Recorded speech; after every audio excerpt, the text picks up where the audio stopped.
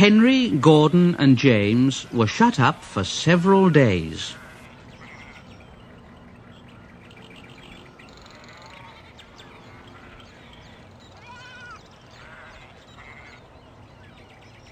At last, the Fat Controller opened the shed.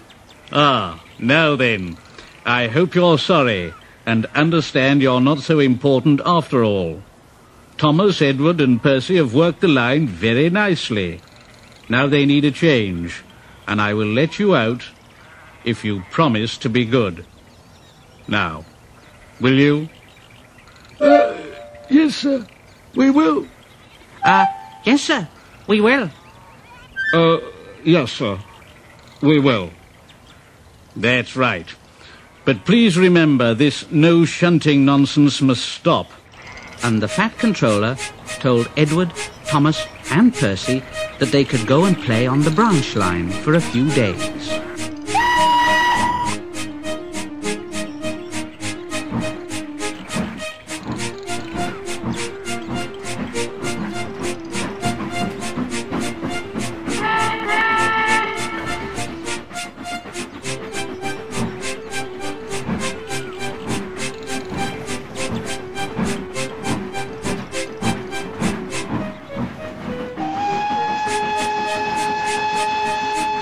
They ran off happily and found Annie and Clarabel at the junction.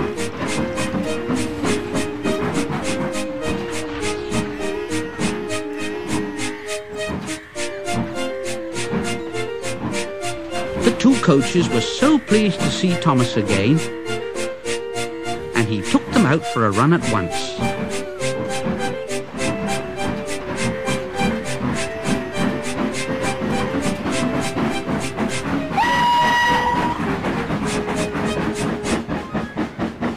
Edward and Percy played with the trucks and pushed them into their proper sidings. The trucks made a terrible fuss.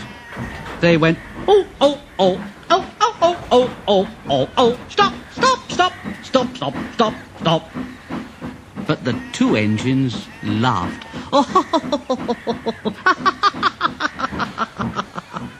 And went on shunting till the trucks were tidily arranged.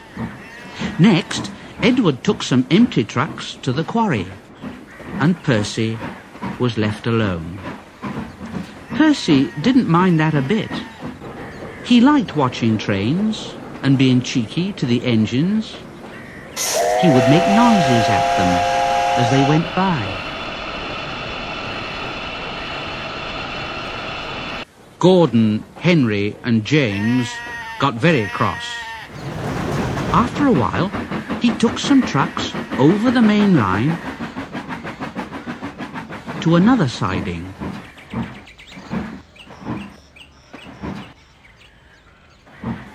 When they were tidy, he ran onto the main line again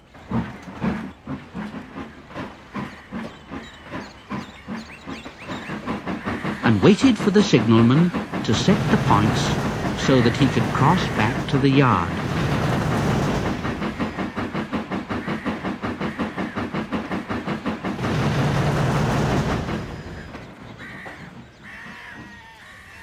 Edward had warned Percy, Look, be careful, Percy, on the main line. Whistle to tell the signalman that you're there. but Percy didn't remember to whistle, and the signalman was so busy he forgot Percy. Bells rang in the signal box. The man answered, saying the line was clear, and set the signals for the next train. Percy waited and waited. The points were still against him. He looked along the main line and saw something that made him go, for rushing straight towards him was Gordon with the express.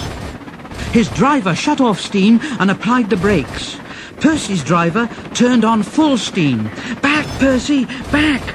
But Percy's wheels wouldn't turn quickly. Gordon was coming so fast that it seemed he couldn't stop. Percy just shut his eyes and waited for the crash. His driver and fireman jumped out. Gordon yelled, Oh, get out of my way! Get out of my way! Oh! Percy opened his eyes. Gordon had stopped, with Percy's buffers a few inches from his own. Percy was very, very frightened. He began to move backwards. I won't stay here, I'll run away. I won't stay here, I'll run away. I won't stay here, I'll run away.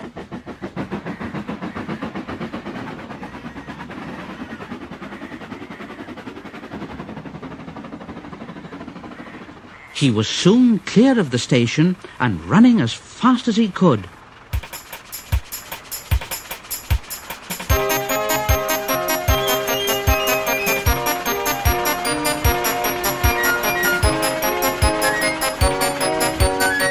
He whistled through Edward Station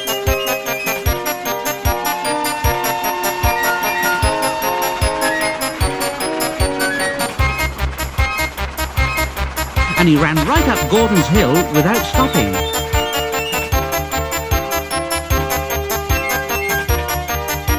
He was getting tired and wanted to stop, but he couldn't. He had no driver to shut off steam and to apply the brakes. Oh dear, I shall have to run till my wheels wear out. I want to stop, I want to stop. Just then, he passed another signal box, and the signalman called out, I know just what you want, little Percy. He set the points, and Percy puffed wearily onto a nice empty siding. And at the end of the siding was a big bank of earth. Percy was too tired now to care where he went. I want to stop, I want to stop. Oh, I have stopped. Yes, the big bank of earth had stopped Percy. His bunker was buried in it. The workmen came to dig him out. Never mind, Percy. You'll feel better after a drink. Presently, Gordon arrived.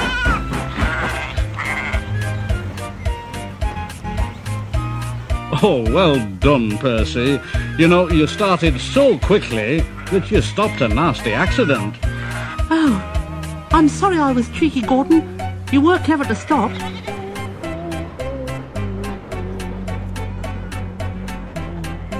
Percy now works in the yard and finds coaches for the trains. He's still cheeky, he's that sort of engine. But he's always most careful when he goes on the main line.